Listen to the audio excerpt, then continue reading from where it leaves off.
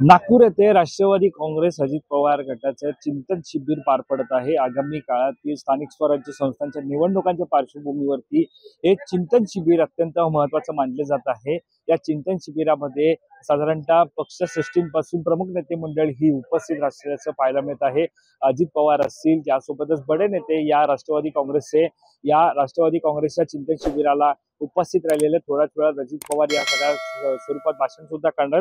मात्र त्या पार्श्वभूमीवरती आपण पाहतो या चिंतन शिबिरामध्ये नेमकं काय काय घडणार आहे, चिंतन शिबिरामधली सध्याची परिस्थिती काय हे सुद्धा आपण जाणून घेणार आहोत। त्यानुसार नागपुरामध्ये राष्ट्रवादी काँग्रेसच्या चिंतन शिबिराचं आयोजन करण्यात आलेलं आहे। ज्या ठिकाणी हे चिंतन शिबिर होत आहे, ज्या ठिकाणी 500हून अधिक प्रतिनिधींचा सहभाग आहे। पक्षाच्या मोर्चे बांधणीसाठी 10 समित्या स्थापन केल्या जाणार आहेत। चर्चेनंतर नागपूर घोषणापत्र स्वीकारलं जाणार आहे। उपमुख्यमंत्री अजित पवार पदाधिकाऱ्यांना या चिंतन शिबिराच्या माध्यमातून संबोधित करणार आहेत। प्रदेशाध्यक्ष सुनील तटकरे यांचंही पदाधिकाऱ्यांना मार्गदर्शन जे ते होणार आहे। आणि राष्ट्रीय अध्यक्ष प्रफुल्ल पटेल यांच्या माध्यमातून सुद्धा या राष्ट्रवादी काँग्रेस पाहायला गेलं तर राष्ट्रवादी काँग्रेसच्या चिंतन शिबिरामध्ये मार्गदर्शन जे ते होणार आहे। साधारणतः आजचा हा चिंतन शिबिराचा कार्यक्रम कसा असणार आहे हे आपण पाहिलेलं आहे। यासोबतच ज्या मगाशी आपण उल्लेख केलेला आहे की ज्या 10 समित्या स्थापन केल्या जाणार आहेत, त्या 10 समित्या नेमक्या कशा प्रकारे असणार आहेत त्याची अपडेट आपण आता जाणून घेणार आहोत। त्यानुसार आपण पाहतोय दिलीप वळसे पाटील यांच्या नेतृत्वाखाली शिवनेरी समिती, संविधान, लोकशाही आणि संघराज्य व्यवस्था यावर चिंतन करणार आहे। नरहरी झिरवळ यांच्या नेतृत्वाखाली रायगड समिती असणार आहे। त्यानुसार सामाजिक न्याय आणि सर्वसमावेशक राजकारण चिंतन करणार आहेत। अदिती तटकरे यांच्या नेतृत्वाखाली कळसुबाई समिती, महिला सक्षमीकरण आणि लिंग समानतेवर चिंतन करणार आहेत। यासोबतच इंद्रनील नाईक यांच्या नेतृत्वाखाली विजयदुर्ग समिती, युवक, विद्यार्थी आणि भावी नेतृत्वावर चिंतन करणार आहे।